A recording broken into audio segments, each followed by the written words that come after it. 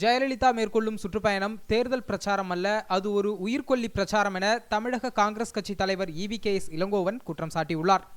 மதுரை விமான நிலையத்தில் இன்று செய்தியாளர்களை சந்தித்த தமிழக காங்கிரஸ் கட்சியின் தலைவர் EV.K.S. இளங்கோவன், ஜெயலலிதாவின் பிரச்சாரங்கள் தேர்தல் பிரச்சாரமாக இல்லாமல் உயிர்கொல்லி பிரச்சாரமாக உள்ளதாக குற்றம் சாட்டினார்.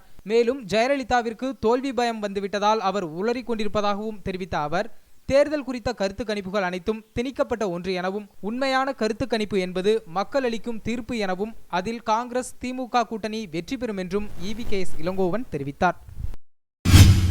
ஜெயலலிதாவுடைய பிரச்சாரம் என்பது தேர்தல் பிரச்சாரமாக இல்லை, உயிர்கொல்லி பிரச்சாரமாக இருக்கின்றது.